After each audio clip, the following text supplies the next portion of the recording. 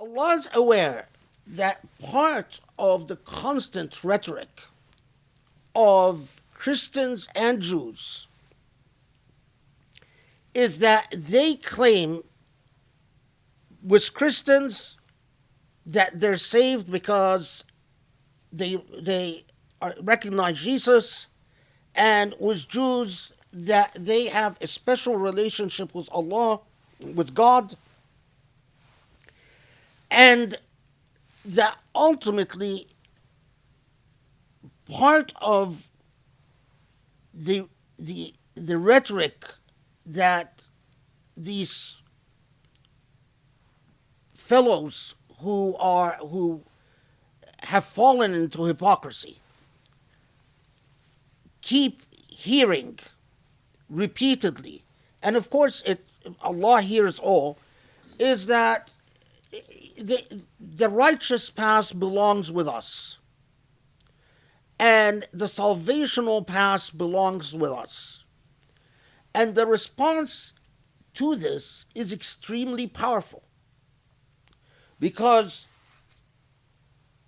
it comes and it anchors a principle that even in our tafsir, unfortunately, we've gone out of our way to claim that it had been abrogated, while there is no evidence of abrogation.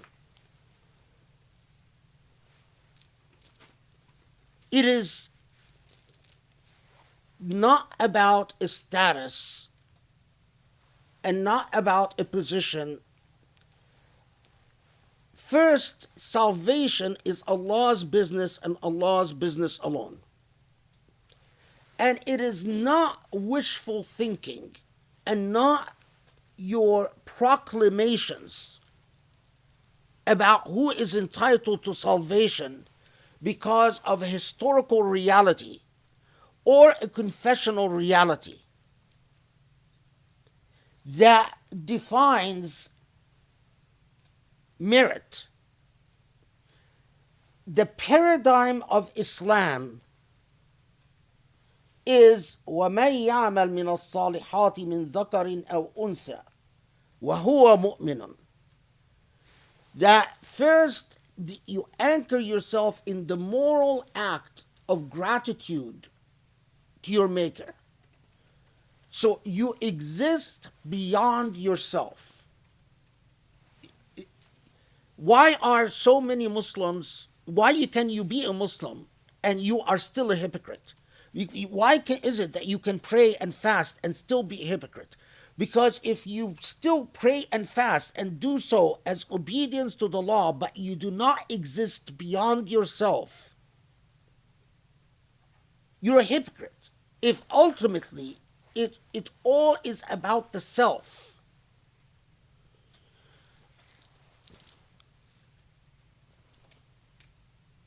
Among the things, but this is a bigger topic that maybe we'll deal with later. Among the things that unfolded among the Ahl al-Hadith especially, is the idea that if you deal with Allah subhanahu wa ta'ala by counting hasanat, so, I do X amount of rak'ahs for X amount of hasanat. I do X amount of dhikr for X amount of hasanat, like a counter, a counting machine. So that ultimately, if my hasanat tip the scale, so I go to Jannah, and if my attitude towards Jannah is entirely in selfish, it's all about my pleasure. Taqwa doesn't mean anything, shukr doesn't mean anything, ibadah doesn't mean anything beyond the hasanat counter and the indulgence in pleasures. In my view, that is extremely far removed from Qur'anic Islam. We can go into a long discussion as to how these reports became part of hadith and who were the key figures that played the critical role in the role of people like Shawbi in the amalgamation of these types of reports. This this this sort of counting paradigm is you don't find it in the Quran. The Quran constantly emphasizes, for instance, the idea of taqwa, or the idea of shukr, or the idea of ma'ruf, as states of being, as states of being. So, put it even more bluntly, I agree with the theologians who said that if your ibadah is motivated by nothing other than your desire to benefit yourself, of course they tended to be Sufi, but anyway, that to benefit yourself and nothing beyond yourself. So in other words, it's an entirely self-indulgent relationship with Allah. And your understanding of Allah and your relationship with Allah never goes beyond your desire for self-indulgence. Then you have understood nothing of Islam.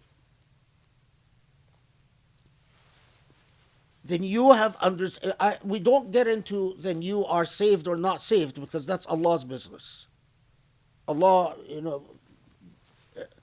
but we say you have understood nothing of Islam. Islam is not about counting points.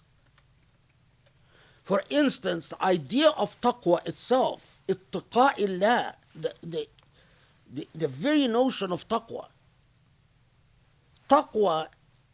and this, we'll encounter this in another surah, but taqwa is refraining from transgressing upon others. So many of the concepts that define Islam demand that you grow beyond yourself. So what is the Islamic, it comes and says it is not by catechisms, it's not by theological precepts, it's not by historical entitlement, it's not by confessional acts. You want to understand what salvation is about? It is about doing man ya'mal min as-salihat, or ya'mal as-salihat in other words. That وَمَنْ يَعْمَلْ مِنَ الصَّالِحَاتِ, whoever does good. وَهُوَ مُؤْمِنٌ. So first the moral act of gratitude, and that you exist, you are not the center of, you are not the Lord of the self, and you are not the center of your own universe, but Allah is the center. And the good that you do flows from that realization and feeds into this realization.